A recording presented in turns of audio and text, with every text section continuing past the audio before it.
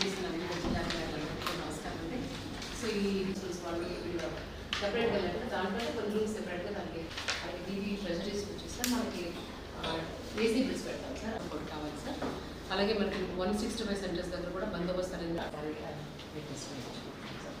అలాగే రీజనల్ ఈ స్క్వాడ్ టీమ్స్లో మా ఎడ్యుకేషన్ డిపార్ట్మెంట్ నుంచి కూడా సీనియర్ చికెన్ పాక్స్ కేసెస్ ఏమైనా వస్తాయి సార్, వాటిని ఐసోలేట్ చేసి సెపరేట్గా రూమ్లో జెరాక్స్ సెంటర్స్ కానీ ఇంటర్నెట్ సెంటర్స్ కానీ within radius of 100 metres closed container vehicles ఒకటి మనకి బీటీసీ గారు ప్రొవైడ్ చేయాలి సార్.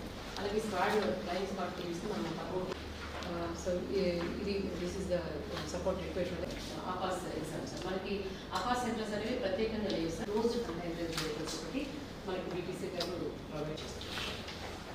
అలాగే ఎస్సీ అకాడమిక్ క్యాంప్లో కూడా ఎటువంటి అంతరాయం లేకుండా ఈ కాన్వెన్షన్ మెడికల్ ఎగ్జామ్ అంతా అయిన తర్వాత సార్ ఆ మెడికల్ అంతా తీసుకెళ్ళి వాళ్ళు అక్కడ బుక్లో 65 సెంటర్స్లో మనకి పారామెడికల్ స్టాఫ్ కాస్ట్ కూడా వాళ్ళు టికెట్ ఇస్తున్నట్టుగా కూడా ఇన్ఫర్మేషన్ ఇచ్చారు. ఈ 10th క్లాస్ ఎగ్జామ్కి సంబంధించి you have to play major role coordinating our the squad కానీ తర్వాత 144 ఇవ్వడానికి కానీ తహసీల్దార్స్ వాళ్ళందరినీ కూడా మనం కోఆర్డినేట్ చేసుకోవాలి.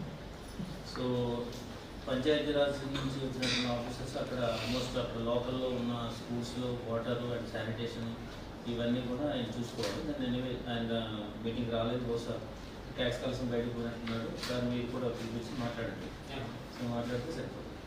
తర్వాత మన ఈ ట్రెజరీ నుంచి యాజ్ రెగ్యులర్గా మనం ఏదైతే అటెండ్ చేస్తామో కంటైనర్స్ అవన్నీ కూడా మీరు ప్రాపర్గా చేయండి. సో దాంతో మనకి ఏమీ ఇష్యూస్ ఉండవు.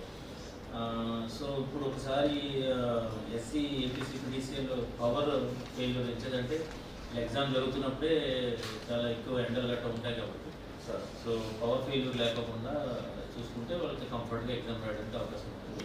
సో ఒకసారి కింద లెవెల్ వరకు కూడా ఈ సెంటర్స్ అనే లిస్ట్ ఉంది, 156 సెంటర్స్ అనేవి ఉన్నాయి. 165 సెంటర్స్ ఉన్నాయి. ఇవన్నీ ఒకసారి త్వరగా వెరిఫై చేయించేసేసి అక్కడ ఈ ట్రాన్స్ఫార్మర్స్ కానీ అవి కానీ ఏదో ప్రాబ్లమ్స్ ఉంటే ముందుగా రెక్టిఫై చేసుకుంటే చేస్తే సరిపోతుంది. మీరు యాక్టివ్గా ఉంటారు కాబట్టి నో ఇష్యూ. నాకు ఒకసారి చెక్ చేయించేసాను సార్. అదే పవర్ కట్స్ లేకుండా జస్ట్ మనకు అర్థంకి అందుకూరు నుంచి వచ్చే ఎక్స్ట్రా సెంటర్స్ మనమే చూసుకోవాలి. వాటి బందోబస్తు ఒకటి రిక్వెస్ట్ చేశారు సార్, మిగతానే వాళ్ళు చూసుకుంటారు. అడ్మినిస్ట్రేటర్ వాళ్ళు బందోబస్తు స్క్వాడ్ టీమ్స్ కూడా వాళ్ళు చూసుకుంటారు సార్. కేవలం బందోబస్తు అటెండెన్స్ మొత్తం 30 సార్. అంటే కందుకూరులో 16 సార్, అర్థంకి 165 ఇంక్లూడ్స్ అర్థంకి కందుకూరు మార్కాపురం ప్రకాశం కలిపి 165 సార్. ఇవి కాకుండా 16 కందుకూరు సార్, 14 సార్. వీటికి బందోబస్తు అటెండెన్స్ అట్లాగే పోలీస్ స్టేషన్స్ స్టోరేజ్, ఈ కాల్ రూట్స్ సంబంధించి పెట్రోలింగ్ టీమ్స్, తర్వాత ఎనివే ఎగ్జామినేషన్ సెంటర్స్ దగ్గర కూడా బందోబస్తు అనిపిస్తారు. ఈ జెరాక్స్ సెంటర్స్ కూడా ఆల్రెడీ మనం ఈ ఇంటర్మీడియట్ ఎగ్జామినేషన్ వాళ్ళందరికీ నోటీసెస్ సర్వ్ చేసి వాళ్ళ ఎగ్జామినేషన్ స్టార్ట్ అయ్యి 1 hour 2 hours 1.5 hour తర్వాత వాళ్ళు ఓపెన్ చేసేటట్టు మనం ఇన్సిస్ట్ చేస్తున్నాము.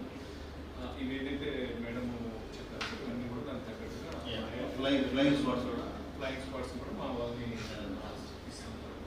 పక్కన కాన్వెన్షన్ మెటీరియల్ కూడా మనకి 10వ తారీఖు ఇస్తున్నాం సార్.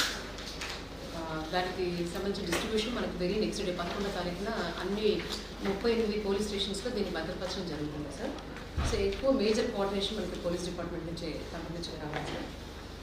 ఈ డిపార్ట్మెంట్ మనకి 10th వచ్చే మెటీరియల్ మనము సెట్ 1 అంటాం సార్. దాన్ని మనం యూజువల్గా ఉపయోగించే పేపర్ కూడా సెట్ 1 సార్. ఆ సెట్ 1 పేపర్ని వాడతాం. సెట్ 2 అనేది ఎక్కడైనా వేరే చోట ఏదైనా జిల్లాలో ఒక లీకేజ్ అనేది జరిగితే సెట్ 2 వాడడానికి స్టేట్ ఆఫీస్ నుంచి మనకి ఇన్స్ట్రక్షన్స్ వస్తాయి. కాబట్టి 10వ తారీఖు వచ్చే మెటీరియల్ మనం 11వ తారీఖున రూట్ ఆఫీసర్స్ ద్వారా అక్కడ పోలీస్ స్టేషన్స్లో భద్రపరచడం జరుగుతుంది సార్.